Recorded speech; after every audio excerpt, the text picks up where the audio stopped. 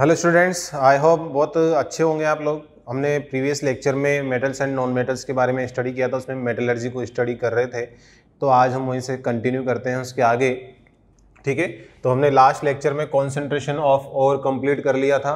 Second step हमारी complete हो गई थी। नाउ थर्ड स्टेप जो है इसके अंदर, थर्ड स्टेप से हम यहाँ पर कंटिन्यू करेंगे। जो थर्ड स्टेप अपनी इसके अंदर वो है कन्वर्जन ऑफ या फिर extraction of metal, extraction of metal from concentrated ore। जो ओर की हमने कॉन्सेंट्रेशन की थी, उस कॉन्सेंट्रेटेड ओर से हम क्या ऑब्टेन करेंगे? मेटल। ठीक है, तो मेटल को ऑब्टेन करने के लिए यहाँ पर डिफरेंट स्टेप्स इन्वॉल्व होती है। मीन्स थर्ड स्टेप को हमने फर्दर 2 सब स्टेप्स में डिवाइड किया है। तो फर्स्ट जो स्टेप लेते हैं इसके अंदर वो लेंगे हम कन्वर्जन ऑफ कॉन्सेंट्रेटेड और इनटू मेटल ऑक्साइड। सबसे पहले हम क्या करते हैं, यहाँ पर जो कॉन्सेंट्रेटेड और है उसको मेटल ऑक्साइड में चेंज करते हैं। बिकॉज ये थर्ड स्टेप जो है ये केमिकल प्रोसेस है, केमिकल स्टेप है। इसके अंदर हम रिडक्शन, ऑक्सीडेशन यहाँ पर इन्वॉल्व होते हैं। तो यहाँ पर मेटल को जो आपका ओर है वो उस ओर को हमें मेटल ऑक्साइड में चेंज करना पड़ता है। इसका रीज़न है बेटा कि जो आपका कॉन्सेंट्रेटेड ओर है वो डिफरेंट फॉर्म्स में, वो कार्बोनेट की फॉर्म में हो सकता है, वो आपका सल्फाइड की फॉर्म में हो सकता है, वो हैलाइड्स की फॉर्म में हो सकता है, वो किसी भी फॉर्म में हो सकता है। लेकिन इनका हम इजीली रिडक्शन नहीं कर पाते हैं। ठीक है, इन सब्सटेंसेस का हम, इन ओर्स का, कॉन्सेंट्रेटेड ओर का हम डायरेक्टली रिडक्शन नहीं कर पाते हैं और हमें उससे प्योर मेटल नहीं मिलती है। तो हम जब इनका कन्वर्जन करते हैं मेटल ऑक्साइड के अंदर, तो इसमें जनरली जो भी इम्प्योरिटीज़ होती है अदर एलिमेंट्स की, वो सारी यहाँ से रिमूव हो जाती है। जैसे कि सल्फर है किसी के अंदर, तो उसकी हम यहाँ पर रोस्टिंग करेंगे तो सल्फर डाइऑक्साइड की फॉर्म में वो रिलीज हो जाएगा। तो एक नॉन मेटलिक इम्प्योरिटी भी हम मेटल से रिमूव कर सकते हैं। ठीक है, तो यहाँ पर हम बात करते हैं कन्वर्जन ऑफ कॉन्सेंट्रेटेड और इनटू मेटल ऑक्साइड। तो इसके अंदर हम क्या करते हैं, 2 प्रोसेस इन्वॉल्व होते हैं इसके अंदर। कौन कौन सा? कैल्सिनेशन, ठीक है, एंड रोस्टिंग। तो सबसे पहले हम बात करते हैं यहाँ पर कैल्सिनेशन की। सेकंड स्टेप होती है, सेकंड मेथड इसके अंदर यूज करते हैं रोस्टिंग। ठीक है, तो फर्स्ट स्टेप हम यहाँ पर कंटिन्यू करते हैं इसके अंदर कैल्सिनेशन। कैल्सिनेशन क्या होता है? देख, यहाँ पर होता है, कैल्सिनेशन को बोलते हैं द हीटिंग ऑफ और इन एब्सेंस ऑफ एयर और oxygen is called heating of or in absence of air or oxygen to get metal oxide is called calcination. तो इसको हम क्या बोलते हैं यहाँ पर? कैल्सिनेशन। जनरली कैल्सिनेशन किसके लिए किया जाता है? आपका कार्बोनेटेड ओर के लिए किया जाता है। It is carried out for carbonated ores. इसको हम कार्बोनेटेड ओर्स के लिए करते हैं। ठीक है, carbonated ores. For example carbonated ore क्या होते हैं अपने? जैसे कि calcium carbonate CaCO3 limestone, zinc carbonate ZnCO3 calamine, ठीक है, FeCO3 सिडेराइट। ठीक है, इनको हम यहाँ पर एटसेट्रा, इनको हम यहाँ पर मेटल ऑक्साइड में कन्वर्ट करने के लिए एब्सेंस ऑफ ऑक्सीजन में क्या करते हैं, हम इसको हीट करते हैं हाई टेम्परेचर पर। जैसे कि कैल्शियम कार्बोनेट है लाइमस्टोन, इसको हम इन एब्सेंस ऑफ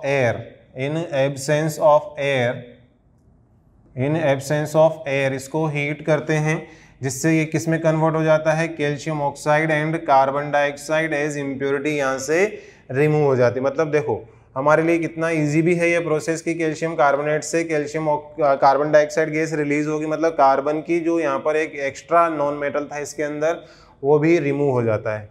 ठीक है, और साथ में इसमें क्या होता है, यहाँ पर जो मॉइस्चर कंटेंट है, अगर इसको हमने हाइड्रोलिक वॉशिंग की है तो यहाँ पर इसका जो मॉइस्चर कंटेंट है वो भी हाई टेम्परेचर में, यहाँ पर हाई टेम्परेचर में क्या हो जाता है? रिमूव हो जाता है। और यहाँ पर क्या करते हैं हम इसको हीट करते हैं, हीटिंग करते हैं, इसको हाई टेम्परेचर पर स्ट्रॉन्ग हीटिंग की जाती है, जिससे आपका मेटल ऑक्साइड कन्वर्ट जो आपका कार्बोनेट है वो मेटल ऑक्साइड में चेंज हो जाता है। जैसे कि हम बोलते हैं यहाँ पर कि जिंक कार्बोनेट है ZnCO3, इसको भी हम यहाँ पर एब्सेंस ऑफ एयर के अंदर स्ट्रांगली हीट करते हैं तो ये किस में चेंज हो जाता है, जिंक ऑक्साइड प्लस ये सॉलिड बनेगा, ये गैस बनेगा, and carbon dioxide gas is liberated from the mixture. ठीक है, इसमें से यहाँ पर एक CO2 गैस रिमूव हो जाती है। इसके क्या क्या आउटकम है, क्या क्या इसके बेनिफिट है, क्या क्या इसके अंदर यहाँ पर मेजर्स हैं इसके, तो इसको क्यों किया जाता है, इट हेल्प्स इन दी, किस में हेल्प करता है, इन द रिमूवल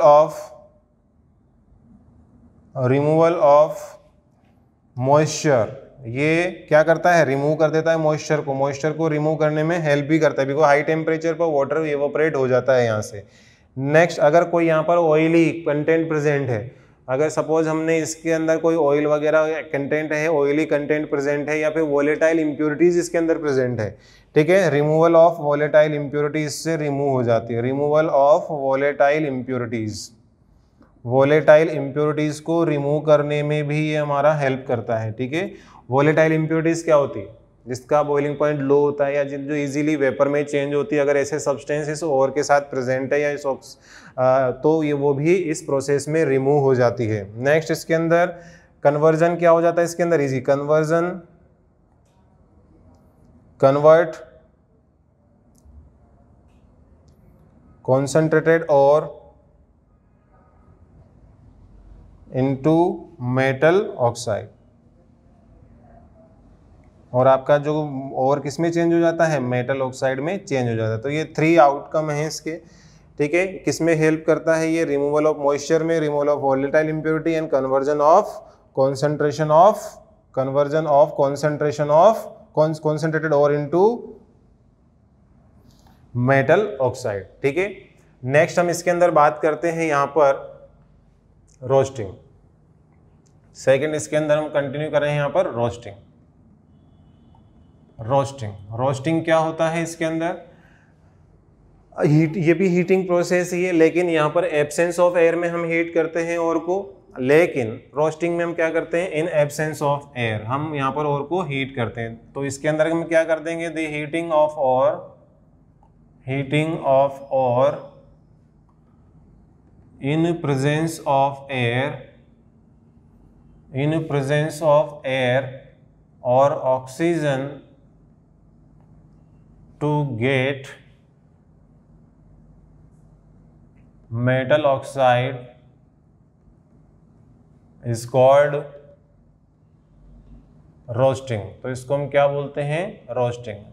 तो यहाँ पर मेटल जो ओर है उसको हमें क्या करते हैं, यहाँ पर प्रेजेंस ऑफ एयर में हम क्या करते हैं, हीट करते हैं हाई टेम्परेचर पर, जिससे हमें क्या मिलेगा बेटा, मेटल ऑक्साइड। तो देखो इसके अंदर ये किसके लिए किया जाता है, इट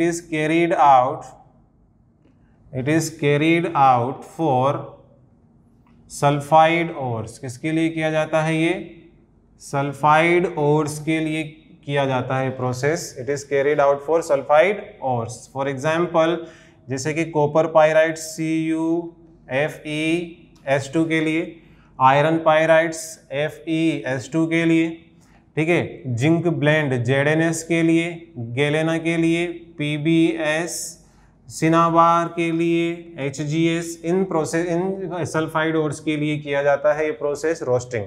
इसमें हम क्या करते हैं, यहाँ पर और को कॉन्सेंट्रेटेड और होता है ना, उसको हम प्रेजेंस ऑफ एयर में हाई टेम्परेचर पर हीट करते हैं। जैसे मैंने बोला कि CuFeS2 है, ये है कॉपर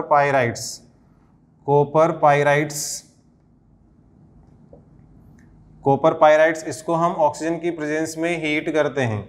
ठीक है, ऑक्सीजन की प्रेजेंस में हीट करेंगे तो ये किस में कन्वर्ट हो जाएगा, आपका CuO plus Fe2O3 plus SO2 में चेंज हो जाएगा। तो यहाँ पर देखो ये SO2 यहाँ से ये जो इम्प्योरिटी थी सल्फर की, इसके अंदर एक एक्स्ट्रा एलिमेंट था, वो यहाँ से रिमूव हो जाता है। Fe2O3 यहाँ से सेपरेट हो जाएगा, कॉपर ऑक्साइड यहाँ से बन जाएगा। हमारा जो मेटल है वो किसमें जो ओर है वो किसमें चेंज हो गया, मेटल ऑक्साइड, हमें ये चाहिए था। ठीक है, और ये जो आयरन ऑक्साइड है ना, इसको भी रिमूव कर लिया जाता है बाद में। इसके अंदर क्या करते हैं, स्मेल्टिंग करते हैं ना, तो ये आयरन सिलिकेट बना लेता है। ठीक है, तो उसको यहाँ से रिमूव कर लिया जाता है स्मेल्टिंग के थ्रू स्लैग फॉर्मेशन के अंदर। ठीक है, तो जैसे दूसरा और है यहाँ पर FeS2 को ऑक्सीजन की प्रेजेंस में यहाँ पर हीट किया जाता है, हीटिंग का सिंबल है ये, हीट करते हैं हाई टेम्परेचर पर, तो ये आपका किस में चेंज हो जाता है, Fe2O3 प्लस SO2 की इम्प्योरिटी भी यहाँ से रिमूव हो जाती है। ठीक है, और भी हम कर सकते हैं, जैसे कि जिंक सल्फाइड है यहाँ पर ZnS। ठीक है, इसको हम हीट करते हैं in presence of oxygen, then it convert into the zinc oxide ZnO plus SO2 की फॉर्म में ये यहाँ से रिलीज हो जाएगी।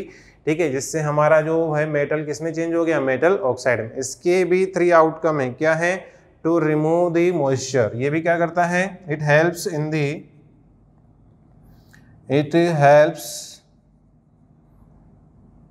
टू रिमूव मॉइस्चर को रिमूव करने में हेल्प करता है, बिकॉज इसका हाइड्रोलिक वॉशिंग किया है हमने या फिर फ्लोटेशन मेथड से हम इसको कॉन्सेंट्रेट करते हैं, तो मॉइस्चर कंटेंट यहाँ पर होता है। ठीक है, और क्या करते हैं, to remove volatile impurities, high temperature होता है तो वोलेटाइल इम्प्योरिटीज यहाँ से रिमूव हो जाती है। ठीक है, जैसे कि पाइन ऑयल फ्लोटेशन मेथड के अंदर पाइन ऑयल प्रेजेंट होता है इसके अंदर। ठीक है, पाइन ऑयल क्या है, ऑयली सब्सटेंस है, हाई टेम्परेचर पर वो ऑयल किस में चेंज हो जाता है, वेपर में चेंज हो जाता है और यहाँ से रिमूव हो जाता है। टू कन्वर्ट कॉन्सेंट्रेटेड और इनटू मेटल ऑक्साइड,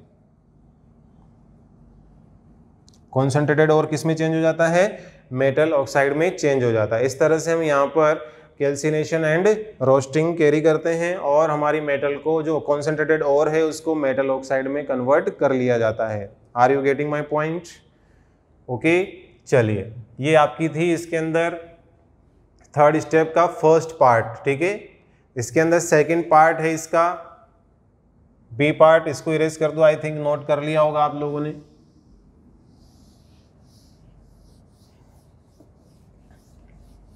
अब जो ये मेटल ऑक्साइड हमें मिलते हैं यहाँ पर, ये जो कॉमन स्टेप्स हम पढ़ रहे हैं अभी है ना, तो ये जो मेटल ऑक्साइड्स हमें मिले हैं, इन मेटल ऑक्साइड से हमें क्या करना है, वापस से मेटल ऑब्टेन करना है। तो बी जो स्टेप इसके अंदर वो क्या है, conversion of metal oxide into metal. अब जो मेटल ऑक्साइड है उसको किस में चेंज करना है, हमें मेटल में चेंज करना है। तो बेटा आप लोगों ने reactivity series of metals study करी है। ठीक है, रिएक्टिविटी सीरीज ऑफ मेटल्स के अंदर हमने एलिमेंट्स को 3 पार्ट्स में डिवाइड किया है। 3 पार्ट्स कौन कौन से होते हैं, टॉप टू बॉटम आते हैं हम। तो जो ऊपर वाले एलिमेंट होते हैं जो अपर पार्ट में होते हैं रिएक्टिविटी सीरीज के अंदर, उनको बोलते हैं हम मोर रिएक्टिव मेटल्स। जो मिडिल पार्ट में होते हैं उनको बोलते हैं मॉडरेटली रिएक्टिव एलिमेंट्स, एंड जो लोअर पार्ट में होते हैं उनको बोला जाता है लेस रिएक्टिव मेटल्स। ठीक है, तो according to the reactivity of metals, the different methods are utilized in the reduction of metal या फिर conversion of metal oxide into metal। तो बच्चा यहाँ पर देखो, सबसे पहले हम बात करते हैं कि जो यहाँ पर metals हैं, according to the reactivity series, according to reactivity series, metals are divided into 3 parts। 3 parts में हमने उसको डिवाइड किया है। फर्स्ट इसके अंदर लेस रिएक्टिव मेटल्स,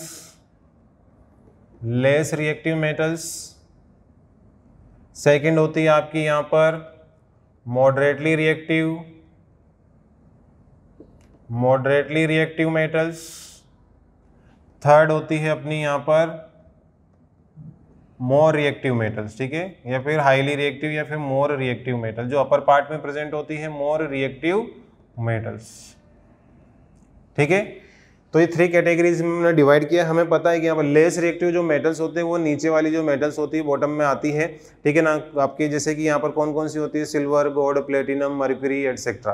तो इन मेटल्स का जो यहाँ पर लेस रिएक्टिव मेटल्स होती है उनको हम यहाँ पर सिंपल हीटिंग मेथड्स, इनके बिकॉज इनके जो ऑक्साइड्स होते हैं वो लेस स्टेबल होते हैं, तो इनके ऑक्साइड जो होते हैं इजीली डिकम्पोज हो जाते हैं in presence of high temperature. तो इसका हम यहाँ पर रिडक्शन करते हैं बाय सिंपल हीटिंग। यहाँ पर सिंपली उनको हीट करके हम यहाँ पर मेटल को ऑब्टेन कर लेते हैं रिडक्शन के थ्रू। नेक्स्ट इसके अंदर moderately reactive metals. Moderately reactive metal जो मिडल पार्ट के अंदर प्रेजेंट होती है, इनका रिडक्शन किया जाता है किससे? By using reducing agent. इनका जो रिडक्शन किया जाता है वो रिड्यूसिंग एजेंट को यूज करके करते हैं। रिड्यूसिंग एजेंट क्या लेते हैं हम यहाँ पर? जनरली कार्बन लेते हैं, कार्बन मोनोऑक्साइड लेते हैं एंड एल्यूमिनियम लेते हैं। ये 3 सब्सटेंस हम यहाँ पर as a reducing agent use करते हैं। लेकिन जो हाईली रिएक्टिव मेटल्स होती हैं, ये हाईली रिएक्टिव मेटल्स को हम सिंपल हीटिंग से एंड रिड्यूसिंग एजेंट की हेल्प से ऑब्टेन नहीं कर सकते, इनका रिडक्शन नहीं करा सकते। तो इसके लिए हम क्या करते हैं, यहाँ पर रिएक्टिविटी जो मोर रिएक्टिव मेटल्स हैं इनका जो रिडक्शन कराया जाता है वो किससे किया जाता है? Reduction bye electricity. इनका रिडक्शन किससे कराते हैं? Reduction bye electricity. इलेक्ट्रिसिटी की हेल्प से हम इसका रिडक्शन कराते हैं, मतलब इलेक्ट्रोलाइटिक रिडक्शन कराया जाता है। ठीक है, तो सबसे फर्स्ट जो मेथड इसके अंदर हम वो पढ़ेंगे, फर्स्ट मेथड है bye simple heating. Bye simple heating. Simple heating किसके लिए किया जाता है? लेस रिएक्टिव मेटल्स के जो ओर्स होते हैं उनका यहाँ पर रिडक्शन कराया जाता है, फिर उनके ऑक्साइड्स का रिडक्शन कराया जाता है। ठीक है, तो लिखेंगे इसके अंदर less reactive metals, less reactive metals या फिर हम बोलेंगे कि oxides of the less reactive metals. ठीक है, या फिर हम ऐसे लिख सकते हैं oxides of less reactive metals, less reactive metals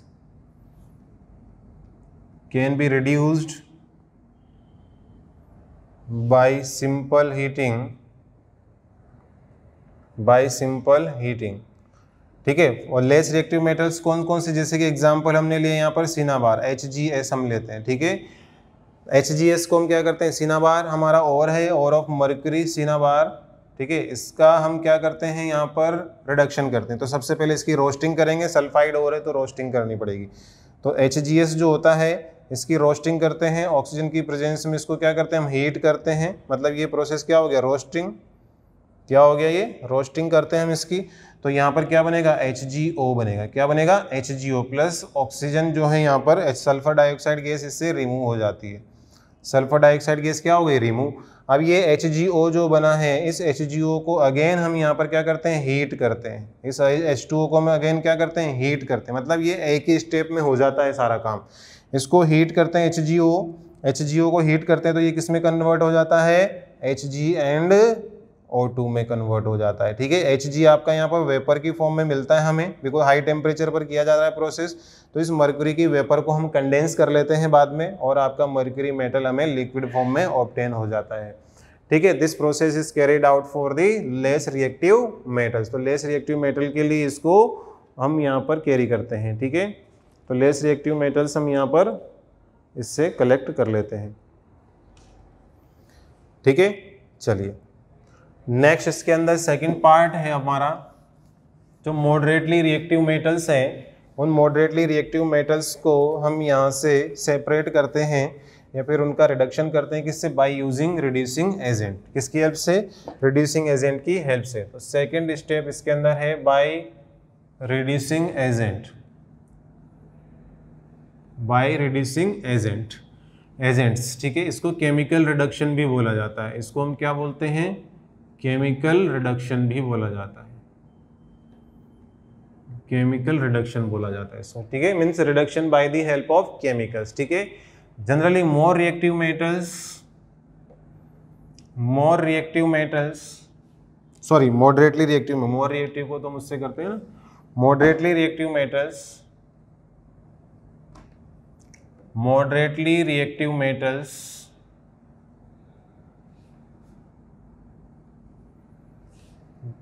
can be reduced by using suitable reducing agent। Suitable reducing agents की हेल्प से हम मेटल को रिड्यूस करते हैं। कैसे?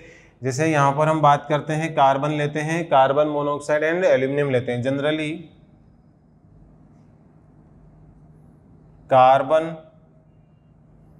Carbon monoxide and aluminium are used as reducing agent.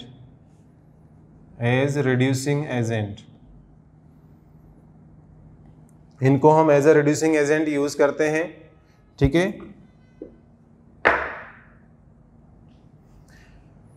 ठीक है। तो यहाँ पर कार्बन से, कार्बन मोनोऑक्साइड से एंड एल्यूमिनियम, इनको ही हमने क्यों लिया? क्या अदर रिड्यूसिंग एजेंट नहीं थे हमारे पास? इन्हीं को क्यों लिया? बिकॉज ये हमारे लिए लेस हार्मफुल है एंड ये इजीली अवेलेबल है। इनकी कॉस्ट लो कॉस्ट पर ही अवेलेबल, काफ़ी चीप होते हैं कॉस्ट में, हमारे लिए काफ़ी सस्ते अवेलेबल हैं मार्केट में ये, इसलिए हम इनको यूज़ करते हैं। अच्छा, कार्बन मोनोऑक्साइड को क्यों यूज़ लेते हैं? अरे जो कार्बन है, ये कार्बन जब रिड्यूसिंग एजेंट की फॉर्म में यूज़ होगा तो ये कार्बन मोनोऑक्साइड में चेंज होता है और उसी कार्बन मोनोऑक्साइड को हम further as a reducing agent use कर लेते हैं, जिससे हमें क्या मिलता है वापस यहाँ पर? Carbon dioxide. और कार्बन डाइऑक्साइड को हम रिलीज़ कर सकते हैं एनवायरनमेंट में, जिससे हमारी जो एयर है वो पॉल्यूट नहीं होगी ज़्यादा। लेकिन कार्बन मोनोऑक्साइड को हम एयर में रिलीज़ नहीं कर सकते बिकॉज ये टॉक्सिक होती है, तो हमारे लिए हार्मफुल है। ठीक है, हमारी नेचर के लिए हार्मफुल है। लेकिन एल्यूमिनियम जो होता है ना, एल्यूमिनियम को हम वापस से क्या कर सकते हैं? रिसाइकिल भी कर सकते हैं। ठीक है, एल्यूमिनियम को यूज़ करेंगे रिड्यूसिंग एजेंट की फॉर्म में तो ये एल्यूमिनियम ऑक्साइड में चेंज होता है। इस एल्यूमिनियम ऑक्साइड को हम वापस से क्या कर सकते हैं? इलेक्ट्रोलाइटिक रिडक्शन कर सकते हैं इसका और वापस से एल्यूमिनियम मेटल ऑब्टेन कर लिया जाता है इससे, जिससे कि इसकी रिसाइकलिंग पॉसिबल होती है। तो यहाँ पर ये रिड्यूसिंग एजेंट यूज़ करते हैं। 1 बाय 1 इनका यूज़ कैसे होता है हम इसको स्टडी करते हैं। तो सबसे फर्स्ट हम इसके अंदर पढ़ेंगे यहाँ पर reduction by carbon. Reduction by carbon, तो कार्बन से रिडक्शन कैसे करते हैं? तो देखो इसके अंदर जो किसके लिए किया जाता है, ये मॉडरेटली रिएक्टिव एलिमेंट्स के लिए किया जाता है। ठीक है, जैसे कि मैंने बोला यहाँ पर आयरन है। ठीक है, आयरन का जो ऑक्साइड होगा क्या होगा? Fe2O3। जब इसका रिडक्शन हम कार्बन की हेल्प से करते हैं तो जितने भी मेटल, जितने भी ऑक्सीजन है यहाँ पर, वो सब कार्बन के साथ रिलीज होंगे और क्या बनाएंगे यहाँ पर? Carbon monoxide. तो 3 ऑक्सीजन है तो 3C यहाँ पर यूज होंगे, 3 मोल कार्बन यूज होंगे और क्या बनेगा? 2Fe+3CO। ठीक है, 3 मॉलिक्यूल्स ऑफ कार्बन मोनोऑक्साइड यहाँ पर फॉर्म होते हैं। ओके, जैसे मैंने और लिया यहाँ पर जिंक ऑक्साइड लिया। जिंक ऑक्साइड का मैं अगर यहाँ पर कार्बन की हेल्प से रिडक्शन कराऊंगा तो ओनली 1 ऑक्सीजन है यहाँ पर, 1 ऑक्सीजन और 1 कार्बन यूज होगा, तो क्या बनेगा यहाँ पर? Zinc metal and carbon monoxide. ये गैस बनती है यहाँ पर। ठीक है ना, ये गैस यहाँ पर बन रही है और ये साथ में क्या बन रहे हैं यहाँ पर? सॉलिड बनेंगे, ऐसा हो ना, तो मेटल आपकी ऑब्टेन हो जाती है हमें यहाँ से। ठीक है, अब देखो बेटा इसके अंदर और भी बहुत सारे एलिमेंट हैं, उनको भी आप यूज कर सकते हैं। ठीक है ना, तो इस तरह से हम यहाँ पर मेटल्स को ऑब्टेन करते हैं। तो कार्बन की हेल्प से हमें यहाँ पर कार्बन मोनोऑक्साइड ऑब्टेन होता है। ठीक है, ओके। नेक्स्ट हम इसके अंदर पढ़ेंगे रिडक्शन बाय कार्बन मोनोऑक्साइड। ठीक है, reduction by carbon monoxide.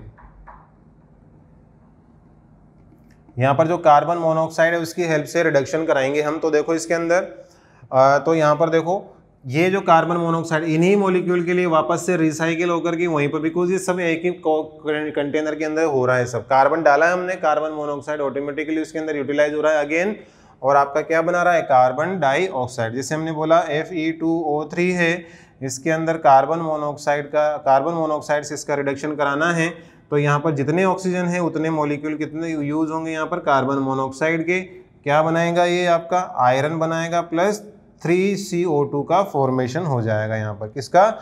3 molecules of carbon dioxide. और ये कार्बन डाइऑक्साइड गैस को हम सराउंडिंग में रिलीज कर देते हैं एनवायरनमेंट में, बिकॉज ये लेस टॉक्सिक होती है as compare to carbon monoxide. ठीक है, जैसे कि जिंक ऑक्साइड है, जिंक ऑक्साइड का भी हम कार्बन मोनोऑक्साइड से रिडक्शन कराते हैं तो यहाँ पर ये 1 मॉलिक्यूल होगा बिकॉज 1 ऑक्सीजन है, तो इससे जिंक मेटल हमें ऑब्टेन होता है और साथ में कार्बन डाइऑक्साइड गैस इससे रिलीज होती है, इजंट इट? तो ये रिडक्शन जो कराते हैं हम यहाँ पर कार्बन मोनोऑक्साइड की हेल्प से, तो उसमें CO2 का प्रोडक्शन होता है। नेक्स्ट इसके अंदर बात करते हैं रिडक्शन बाय एल्यूमिनियम। ठीक है, रिडक्शन बाय एल्यूमिनियम। जब एल्यूमिनियम से रिडक्शन कराया जाता है तो ऐसी रिएक्शन को बोलते हैं हम एल्यूमिनोथर्मी रिएक्शन, या फिर बोलते हैं थर्माइट रिएक्शन। ठीक है, इसको बोलते हैं एल्यूमिनोथर्मी रिएक्शन, एल्यूमिनो। अच्छा, ये जो होते हैं ना वो हीटिंग प्रोसेस है, सबके सब हीटिंग प्रोसेस है। इनको हीट करके ही ये चीज़, ये रिडक्शन कराया जाता है। ये अपने आप नहीं होता, लो टेम्परेचर पर नहीं होता, ये हाई टेम्परेचर पर ही पॉसिबल होता है। तो इसको बोलते हैं एल्यूमिनोथर्मी या फिर थर्माइट रिएक्शन भी बोलते हैं इसको। ठीक है, एल्यूमिनोथर्मी या फिर थर्माइट रिएक्शन, जब एल्यूमिनियम को यूज किया जाता है मेटल के रिडक्शन के अंदर। तो क्या होता है इसके अंदर,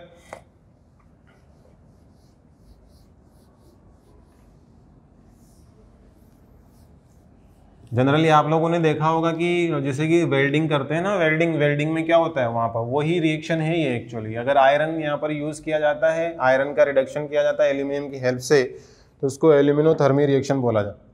कैसे, देखो जैसे मैंने बोला Fe2O3 है, आयरन ऑक्साइड है, ठीक है, सॉलिड फॉर्म में होता है।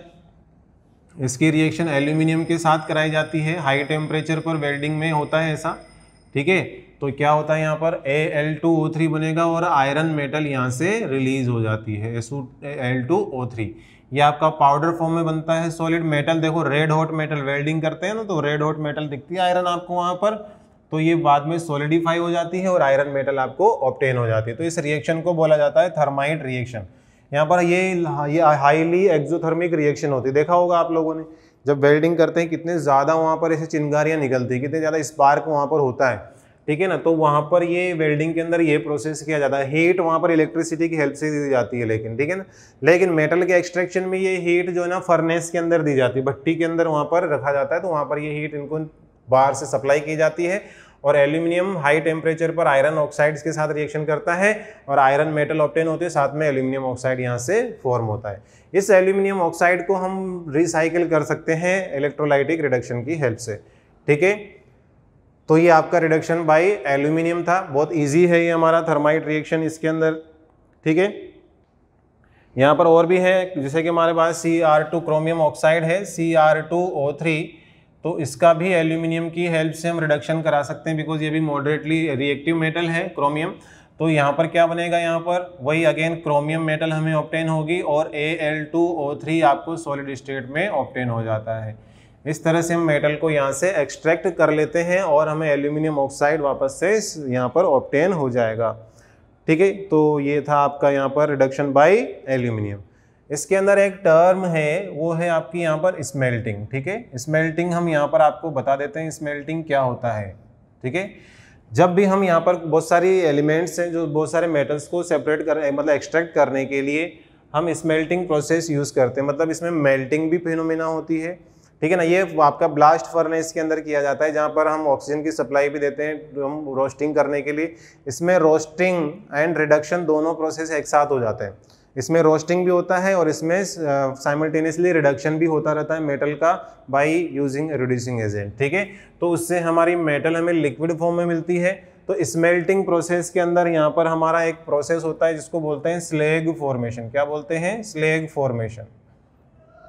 ओके, तो स्लेग फॉर्मेशन क्या होता है, हमारे जो मेटल्स जो ओर्स होते हैं उसके अंदर कुछ ऐसी इम्प्योरिटीज़ होती है जो एसिडिक और बेसिक नेचर की होती है। एसिडिक इम्प्योरिटीज़ को रिमूव करने के लिए, बेसिक इम्प्योरिटीज़ को रिमूव करने के लिए उस और के जो ऑक्साइड्स होते हैं उनके साथ हम क्या मिक्स कर देते हैं, फ्लक्स मिक्स कर देते हैं। क्या मिक्स कर देते हैं, फ्लक्स। ठीक है, वो फ्लक्स क्या करता है, यहाँ पर बेसिक अगर और है तो उससे मतलब बेसिक इम्प्योरिटी तो उससे कंबाइन होकर के एक सोल्यूबल स्लेग बना लेता है। क्या बना लेता है, स्लेग बना लेता है। ठीक है, अगर वो आपका बेसिक एसिडिक इम्प्योरिटी है तो एसिडिक इम्प्योरिटी के साथ वो मिक्स होकर के कंबाइन होकर के क्या बना लेता है, एक स्लेग बना लेता है, जो कैसा होगा, लिक्विड, इजीली सोल्यूबल होता है या फिर लिक्विड फॉर्म में होता है, तो वो इजीली फ्लोट करता है लिक्विड मेटल की सरफेस पर। ठीक है, तो उसको इजीली यहाँ से रिमूव किया जा सकता है, उसको इजीली यहाँ से क्या कर सकते हैं, रिमूव। जनरली जो होते हैं आपके नॉन मेटल ऑक्साइड जो होते हैं वो इम्प्योरिटी की फॉर्म में होते हैं। कौन से, नॉन मेटल ऑक्साइड। ठीक है, नॉन मेटल ऑक्साइड जो होते हैं, नॉन मेटल ऑक्साइड की reaction, non metal oxide acidic होते हैं, तो इसके अंदर एक बेसिक ऑक्साइड डाला जाता है। क्या डाला जाता है, बेसिक ऑक्साइड। बेसिक ऑक्साइड जैसे कि कैल्शियम ऑक्साइड हो गया, ठीक है ना, बेसिक ऑक्साइड डाल दिया हमने, ठीक है। बेसिक ऑक्साइड क्या करेगा, उससे रिएक्शन करेगा, यस और नो, और क्या बनाएगा यहाँ पर, फ्यूजिबल सॉल्ट बना लेता है। क्या बना लेता है ये, फ्यूजिबल सॉल्ट बना लेता है। फ्यूजिबल सॉल्ट, ये फ्यूज हो जाता है। फ्यूज मतलब इसको बोलते हैं स्लेग, इसको बोला जाता है स्लेग। क्या बोलते हैं इसको, स्लेग फॉर्मेशन। और ये जो नॉन मेटल ऑक्साइड की इंप्योरिटी को रिमूव करने के लिए जो हमने बेसिक कंपाउंड डाला है ना, इसको बोलते हैं हम फ्लक्स। क्या बोलते हैं इसको बेटा, फ्लक्स, इसको बोला जाता है फ्लक्स। और flux and non metal oxide की जो इंप्योरिटी थी उसके इन दोनों की रिएक्शन होती है तो एक फ्यूजिबल सॉल्ट बनता है जिसको बोला जाता है स्लेग, ठीक है। जैसे कि मैंने बोला है S silicon oxide SiO2 silica की इंप्योरिटी होती है बहुत सारे सॉल्ट के अंदर यहाँ पर। तो जैसे कि आयरन ऑक्साइड उसके अंदर सिलिका की इंप्योरिटी है, तो सिलिका के साथ हम यहाँ पर ये एसिडिक होता है, सिलिका हमारा कैसा होता है, एसिडिक होता है, ठीक है। इसके अंदर हम कैल्शियम ऑक्साइड हमने डाल दिया एज अ फ्लक्स, ठीक है। दोनों रिएक्शन करके क्या बनाते हैं यहाँ पर, ये फ्यूजिबल सॉल्ट बनाते हैं, कैल्शियम सिलिकेट CaSiO3, इसको बोला जाता है कैल्शियम सिलिकेट। ये कैल्शियम सिलिकेट कैसा होता है, फ्यूजिबल सॉल्ट होता है, इसी को बोला जाता है यहाँ पर स्लेग, ठीक है। ये स्लेग क्या करता है, जो मोल्टन मेटल है, यहाँ पर जो प्रोसेस चल रहा है, ये वाला जो प्रोसेस चल रहा है, इस प्रोसेस के अंदर जो मोल्टन मेटल मेल्ट ये जो मेटल है वो मेल्ट हो जाएगी। ये पहले लिक्विड फॉर्म में होती है, बाद में इसको कूल करके हार्ड किया जाता है, मतलब सॉलिडिफाई किया जाता है। तो इस मोल्टन मेटल के ऊपर ये स्लेग फ्लोट करता है, स्लेग फ्लोट करेगा, इसको अपर पार्ट से बाहर निकाल लिया जाता है और नीचे से मेटल हमारी सेपरेट हो जाती है। तो ये प्रोसेस था हमारा स्मेल्टिंग। स्मेल्टिंग के अंदर क्या होता है, यहाँ पर दोनों प्रोसेस साइमल्टेनियसली चलते रहते हैं। थर्ड जो स्टेप है वो पूरी एक साथ हो जाती है स्मेल्टिंग में, मतलब बहुत सारे ओर्स ऐसे हैं जिनका स्मेल्टिंग से हम यहाँ पर सेपरेशन करते हैं, ठीक है। तो इसके अंदर आपका रोस्टिंग भी होता है, इसके अंदर कैल्सिनेशन भी हो सकता है और इसके अंदर रिडक्शन भी कंटिन्यूअसली चलता रहता है। साथ में हम इन इम्प्योरिटीज को भी साइमल्टेनियसली रिमूव कर सकते हैं by the help of impurities, ठीक है, by the help of flux, ठीक है। तो फ्लक्स यहाँ पर क्या, तो स्लेग जो होता है ना, स्लेग जो है फ्यूजिबल सॉल्ट होता है, ठीक है, फ्यूजिबल सॉल्ट होता है। इसका जो मेल्टिंग पॉइंट होता है ना वो लो होता है, इसका जो मेल्टिंग पॉइंट होता है ना वो लो होता है, लो मेल्टिंग पॉइंट वाला होता है, ठीक है। इसका मेल्टिंग पॉइंट लो होता है तो इजीली फ्यूज हो जाता है। फ्यूज हो जाता है मतलब ये मेल्ट होकर के ऊपर फ्लोट करता है, जो लिक्विड मेटल है ना उसके ऊपर ये फ्लोट करने लगता है।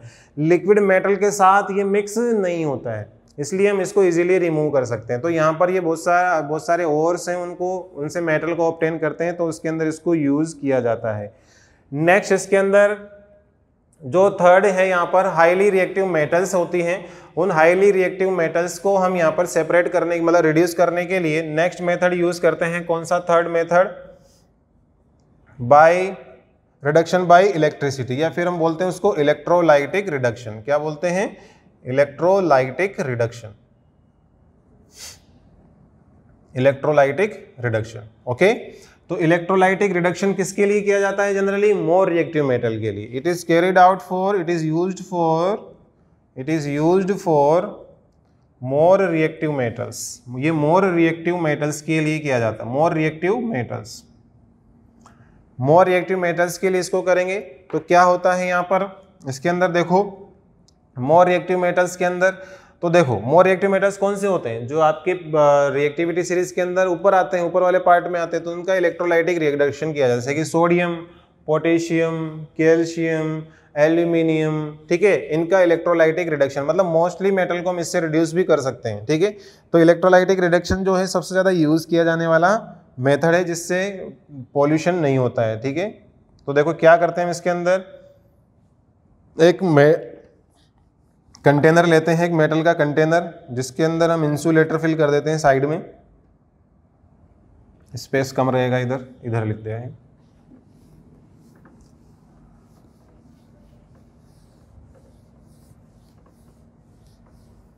तो इलेक्ट्रोलाइटिक रिडक्शन इंपॉर्टेंट भी है एग्जाम के पॉइंट ऑफ व्यू से, कभी कभी पूछ भी सकते हैं।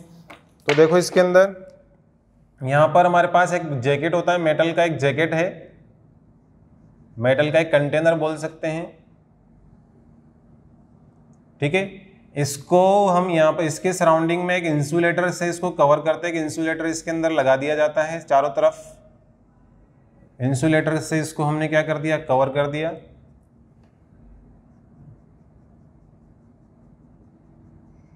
ताकि हीट बाहर रिलीज नहीं हो सराउंडिंग में, हीट का लॉस नहीं होना चाहिए, बिकॉज ये रिएक्शन हाई टेम्परेचर पर होती है। ठीक है, और इसके अंदर हम क्या करते हैं, यहाँ पर अंदर वाला जो पार्ट है उसको हम यहाँ पर ग्रेफाइट से कोटिंग कर देते हैं इसकी। किससे कोटिंग कर देते हैं इसकी? ग्रेफाइट से।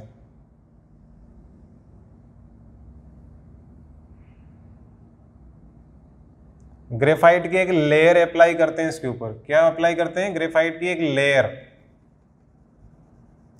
और ये ग्रेफाइट की जो लेयर है वो किसकी तरह बिहेव करती है? As cathode. ये एक कैथोड होता है हमारा, यहाँ पर कैथोड की तरह बिहेव करती है, बिकॉज ग्रेफाइट जो होता है हमारा कैसा होता है? Good conductor of electricity. ठीक है, ग्रेफाइट आपका कैसा होता है? Good conductor of electricity.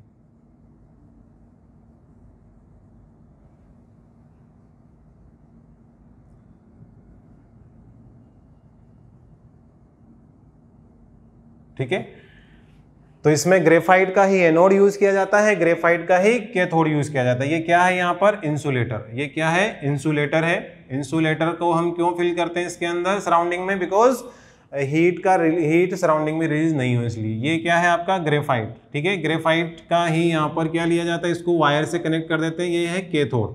ठीक है, ये कैथोड है। कैथोड किसका बना है? ये ग्रेफाइट का बना है। एज ए इलेक्ट्रोड हम इसको लेते हैं। ठीक है, ग्रेफाइट का बना है, कार्बन से बनता है ग्रेफाइट। ठीक है, फिर इसके अंदर हम बात करते हैं यहाँ पर मल्टीपल इलेक्ट्रोड यूज करते हैं एज एनोड। ठीक है, यहाँ पर मल्टीपल, एक कॉपर क्लैंप होता है। ठीक है, ये कॉपर का क्लैंप है। ठीक है, इसके ऊपर ग्रेफाइट की रोड्स हम यहाँ पर इसके अंदर लटका देते हैं इस तरह से।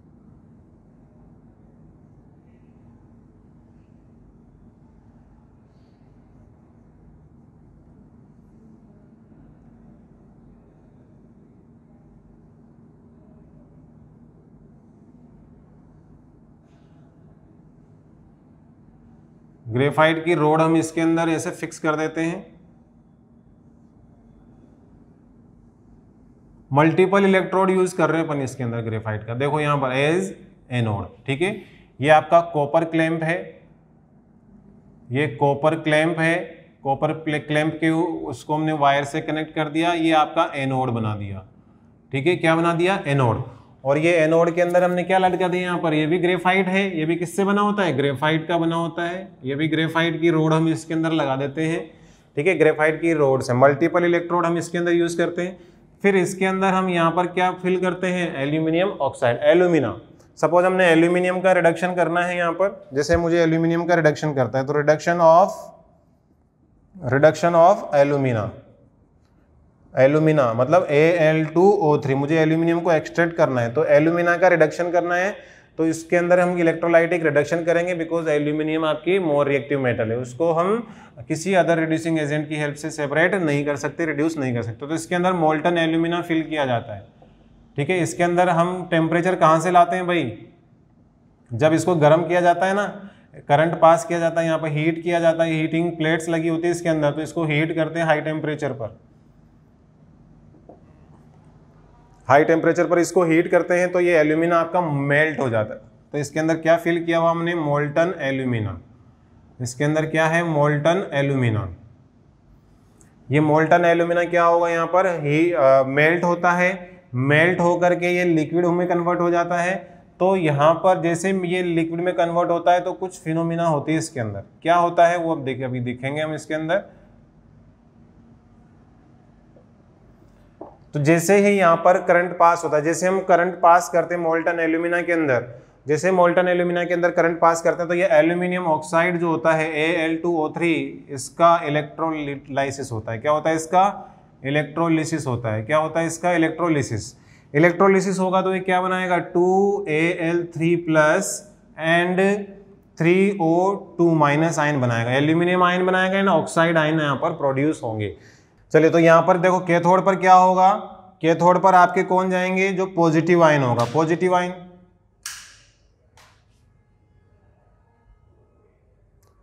चलिए, तो यहाँ पर क्या होगा? ये कैथोड है, कैथोड पर कौन जाएगा? यहाँ पर जो पॉजिटिव आयन होगा, जो कैटायन है वो कैथोड पर मूव होगा, तो यहाँ पर देखो 2Al3 प्लस आयन कहाँ जाएंगे, कैथोड पर जाएंगे। कैथोड से कितने इलेक्ट्रॉन गेन करेंगे, 1 एल्यूमिनियम 3 इलेक्ट्रॉन गेन करेगा, तो 2 एल्यूमिनियम आयन कितने करेंगे, 6 इलेक्ट्रॉन गेन करेंगे कैथोड से, मतलब यहाँ पर आएंगे। ये जो ग्रेफाइट की लेयर है इस पर आएंगे कैथोड पर, और यहाँ पर आकर के क्या बनाएंगे, Al बनाएंगे। 2Al लिक्विड फॉर्म में बनेगा, बिकॉज ये हाई टेम्परेचर होता है।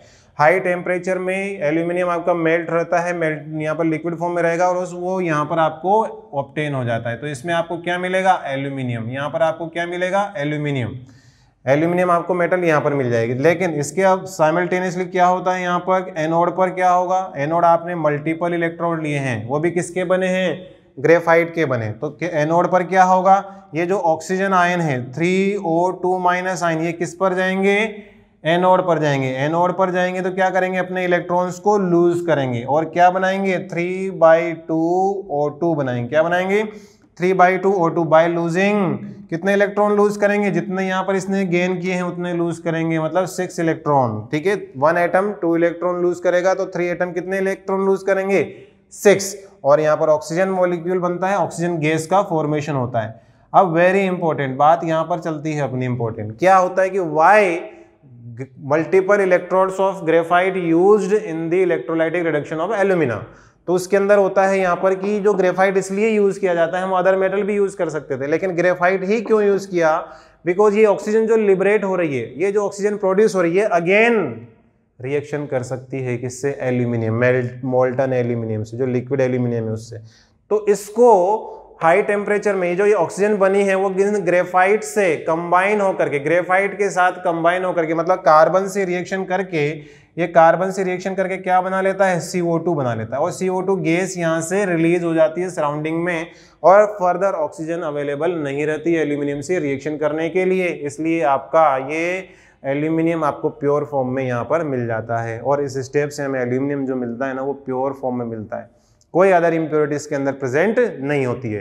ठीक है, दूसरा रीजन, एल्यूमिनियम का जो मेल्टिंग, एल्यूमिना का जो मेल्टिंग पॉइंट है वो काफी हाई टेम्परेचर होता है, हाई टेम्परेचर पर ये मेल्ट होता है। तो इसको फ्यूज करने के लिए, इसको मेल्ट करने के लिए लो टेम्परेचर, इसके अंदर हम क्या डालते हैं, क्रायोलाइट एंड फेल्डस्पार डालते हैं, Na3Alf6 एंड CaF2 फेल्डस्पार इसके अंदर ऐड किया जाता है, जिससे इसका मेल्टिंग पॉइंट डिक्रीज हो जाता है, लो मेल्टिंग पॉइंट पर ही ये मेल्ट हो जाता है, और इसके फ्यूजन में हेल्प करता है कौन, हमारा यहाँ पर फेल्डस्पार। ठीक है, तो इस तरह से हम यहाँ पर एल्यूमिनियम का रिडक्शन करते हैं, मतलब हाईली रिएक्टिव मेटल्स का रिडक्शन किया जाता है इसमें। ये इंपॉर्टेंट मेथड है। बस यहाँ पर एक चीज है कि मल्टीपल इलेक्ट्रोड क्यों यूज करते हैं, ग्रेफाइट का ही एनोड क्यों लिया हमने, ग्रेफाइट का कैथोड क्यों लिया, बिकॉज जो ऑक्सीजन यहाँ पर रिलीज होती है वो ऑक्सीजन इस कैथोड, इस ग्रेफाइट से कंबाइन होकर के CO2 में चेंज हो जाती है, और यहाँ से रिलीज हो जाती है, और CO2 जो है आपका एल्यूमिनियम से रिएक्शन नहीं करती है। ठीक है, तो इसके बाद refining of metal 4th step है, उसको हम नेक्स्ट क्लास में कंटिन्यू करेंगे। Okay, thank you, have a nice day.